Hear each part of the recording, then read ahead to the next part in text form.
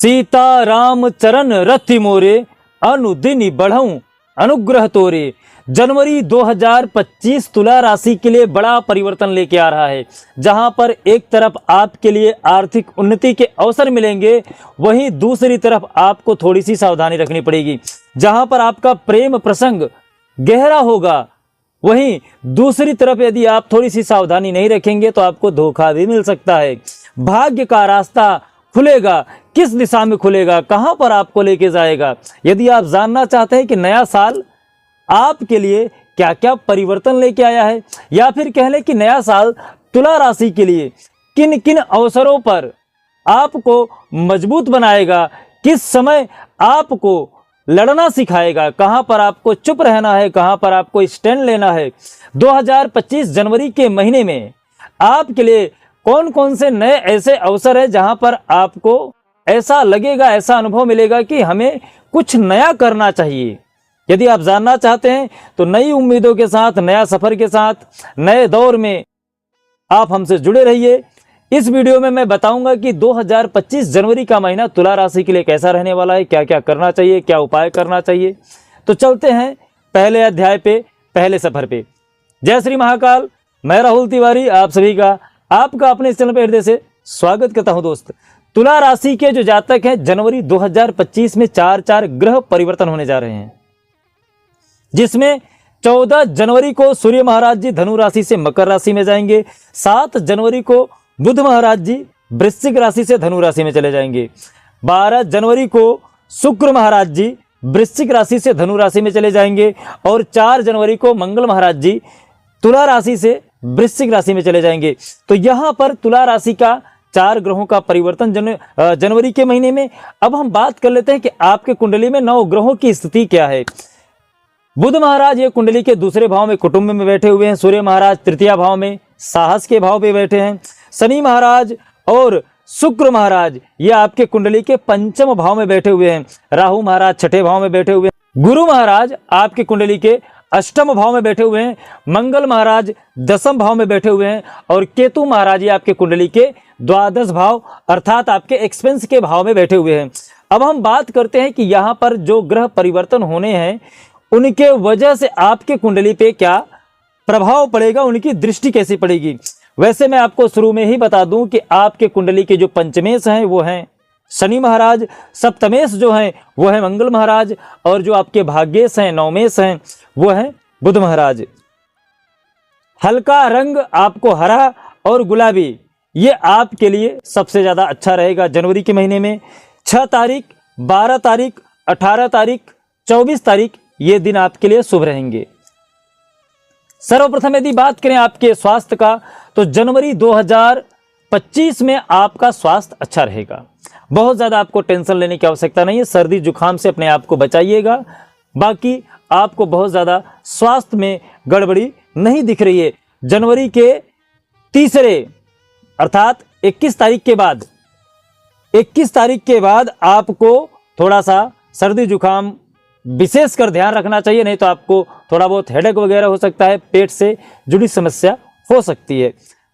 बहुत ज्यादा बाहर का सामान मत खाने पीने में उपयोग करिएगा।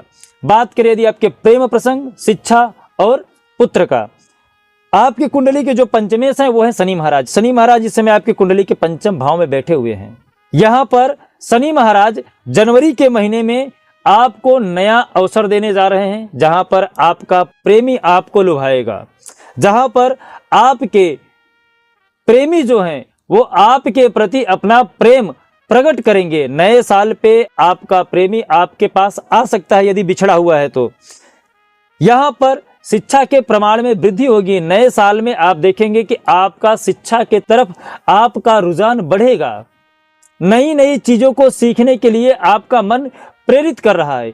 यदि आपकी उम्र 30 साल की हो चुकी है, उसके बावजूद भी आप कुछ नया चीज सीख सकते हैं। सरकारी नौकरी में आपके लिए कहीं न कहीं यहां पर शनि महाराज नए अवसर देंगे, जहां पर आपको ट्राई कर लेना चाहिए। बात करें यदि पुत्र योग की, तो यहां पर आपके लिए पुत्र योग भी बनता हुआ दिख रहा है। जनवरी महीने के 15 तारीख के बाद आपके कुंडली में पुत्र योग भी दिख रहा है। यदि आप तैयार हैं, आप अपने को चाहते हैं कि भाई हमारे पुत्र या पुत्री की प्राप्ति हो, तो निश्चित रूप से यदि आप में कोई कमी नहीं है तो यहाँ पर पुत्र योग बन रहा है। बात करें यदि आपके दाम्पत्य जीवन और आपके बिजनेस व्यापार का, तो दाम्पत्य जीवन और बिजनेस व्यापार आपका जनवरी महीना में बहुत ही उत्तम रहने वाला है।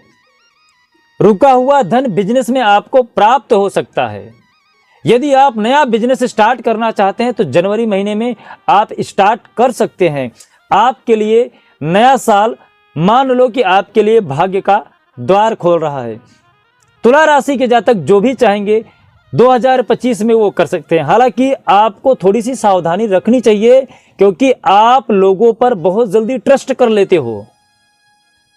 ट्रस्ट करने की वजह से आप कभी कभी फंस जाते हो और थोड़ा बहुत आप दूसरे को फंसाना भी चाहते हो, इसके वजह से भी आप बाद में फंस जाते हो।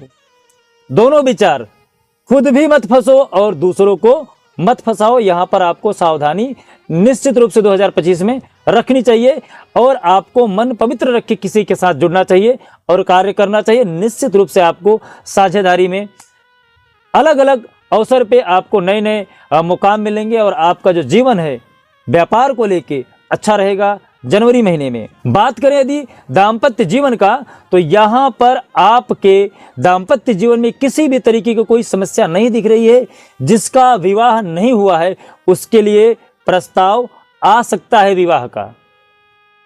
2025 में तुला राशि के जातक जिसका विवाह के योग नहीं बन रहे थे, 2025 में जनवरी के महीने में विवाह के प्रस्ताव आपको प्राप्त हो सकते हैं। बस आप इतनी जरूर सावधानी रखिएगा कि दो पक्ष में तीसरा की एंट्री ना हो सके। यदि तीसरे की एंट्री होगी तो आपका बना बनाया काम बिगड़ सकता है।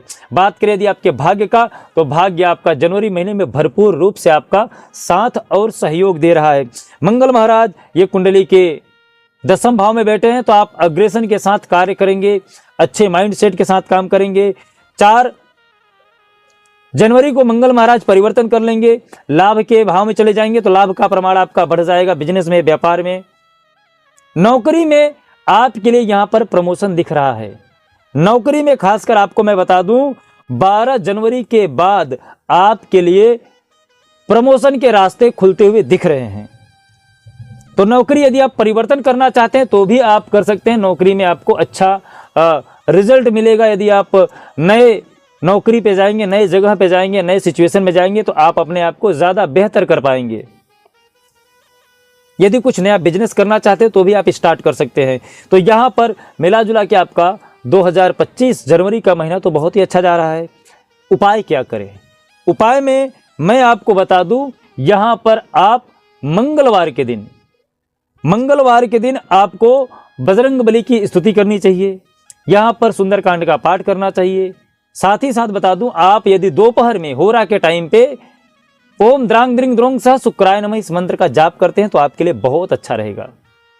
यदि आपको वीडियो अच्छा लगा हो तो कमेंट करके जरूर बताइएगा। साथ ही साथ यदि आपके मन में कोई प्रश्न है तो आप हमसे कमेंट करके पूछ सकते हैं। साथ ही साथ ये उम्मीद रखता हूं कि यदि आपके मन में कोई प्रश्न है, कोई डाउट है, तो आप हमें कमेंट जरूर करेंगे।